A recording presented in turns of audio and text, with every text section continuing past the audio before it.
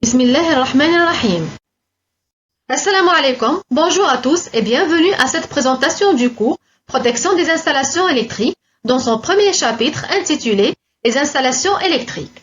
Permettez-moi tout d'abord de me présenter. Je suis Chebel Ahlem, docteur en électromécanique et je suis une maître assistante classe B à l'université 20 août 1955 de Skikda, faculté de technologie, département du génie mécanique.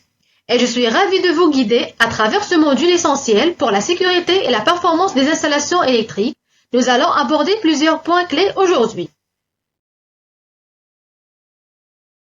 Pour commencer, examinons ensemble le plan de travail qui nous servira de feuille de route tout au long de ce cours. Dans ce cours, nous allons couvrir les aspects suivants. Premièrement, les objectifs du chapitre. Deuxièmement, les installations électriques. Troisièmement, la constitution des installations électriques.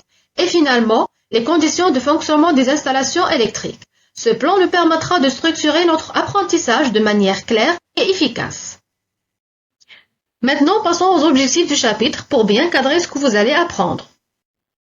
À l'issue de ce chapitre, vous serez capable d'identifier les différentes approches conceptuelles du domaine des installations électriques, définir les termes et les concepts clés utilisés dans le domaine des installations électriques, distinguer les composants des installations électriques et finalement appliquer les réglementations nécessaires pour garantir la sécurité et la qualité des installations. Ces objectifs sont essentiels pour vous donner une vue d'ensemble des concepts clés que nous allons aborder. Après que nous avons défini nos objectifs, explorons plus en détail ce que sont les installations électriques. Tout d'abord, l'énergie électrique est produite à partir de diverses sources comme les centrales renouvelables qui convertissent une forme d'énergie mécanique en électricité à travers des générateurs. Après sa production, l'énergie électrique peut être convertie en différentes formes selon les besoins. Elle est ensuite transportée sur de longues distances via des lignes à haute tension. Ce réseau de transport, souvent appelé réseau de transmission, permet de relier les centres de production d'énergie aux grands centres de consommation tout en réduisant les pertes d'énergie sur le trajet. Une fois l'énergie électrique transportée à proximité des zones de consommation, elle est distribuée à travers des réseaux de distribution locaux. Enfin, l'énergie électrique est utilisée pour une variété d'applications telles que l'éclairage, le chauffage et l'alimentation des équipements domestiques et industriels. Donc, les installations électriques représentent l'ensemble des systèmes et dispositifs qui permettent la distribution et l'utilisation de l'énergie électrique dans divers environnements, qu'il s'agisse de résidences, de bâtiments commerciaux ou d'industries. Elles s'assurent des fonctions critiques telles que l'éclairage, le chauffage et l'alimentation des équipements. Une bonne compréhension de ces systèmes est essentielle pour garantir leur sécurité et leur efficacité. Et maintenant, je passe vers l'installation d'utilisation. Une installation d'utilisation, dont la fonction et l'alimentation des matériels d'utilisation, elle comprend deux types de circuits, le circuit de distribution et les circuits terminaux. Commençons par le circuit de distribution, qui transporte l'électricité depuis la source d'alimentation jusqu'au tableau de distribution et circuits terminaux, où elle est finalement utilisée. Deuxièmement, les circuits terminaux, quant à eux, représentent la partie du circuit connectée directement aux appareils ou aux charges finales, comme les interrupteurs, les prises de courant et les appareils électroménagers.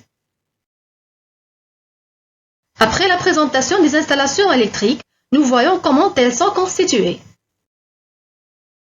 Une installation électrique est composée d'une canalisation électrique. Donc, le terme canalisation électrique peut se référer à un conduit ou un système de canalisation utilisé pour protéger et acheminer les câbles électriques. Elle doit toujours assurer en tout point d'un circuit une bonne conductibilité électrique et une isolation principale protégeant l'usager contre tout risque de choc électrique. Deuxièmement, la constitution des canalisations électriques.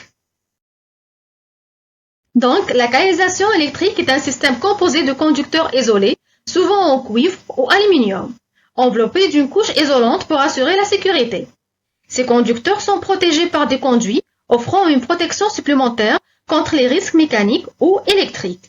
L'enveloppe isolante, dans les matériaux comme le PVC ou le Teflon, joue un rôle crucial en déterminant la résistance électrique, la sécurité contre les incendies et la durabilité face aux agressions chimiques. Les canalisations peuvent être installées de différentes manières, soit posées à l'air libre, fixées aux parois, ou enterrées en fonction des besoins spécifiques de l'installation. Pour compléter ce chapitre, nous abordons les conditions nécessaires pour assurer le bon fonctionnement des installations électriques. Les installations électriques doivent respecter certaines conditions pour fonctionner de manière optimale. Cela comprend une conception appropriée, conforme aux normes en vigueur, une installation par des professionnels qualifiés et une maintenance régulière. En plus, pour garantir que le câblage et l'appareillage associés sont conçus, sélectionnés et installés de manière à pouvoir être utilisés en toute sécurité, ils sont soumis aux codes et réglementations de sécurité en matière d'installation électrique qui varient en fonction des pays. Donc ces réglementations définissent les règles pour la conception, la mise en œuvre et l'utilisation des installations électriques. Et elles permettent de prévenir les risques d'incidents, assurant ainsi la sécurité des personnes et la durabilité des systèmes. La conception, la réalisation et le fonctionnement d'une installation doivent satisfaire les conditions suivantes. Premièrement, être conforme à l'expression des besoins exprimés par l'utilisateur. Deuxièmement, assurer en permanence la sécurité des personnes contre les risques de choc direct et indirect.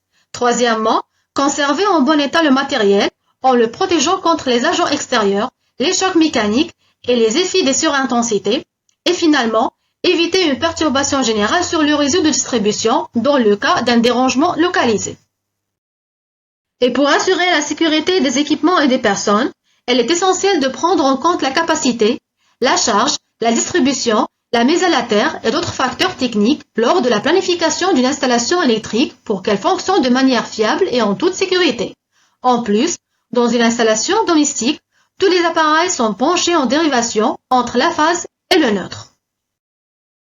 Et pour finir, on peut dire que les installations électriques jouent un rôle central dans notre vie moderne.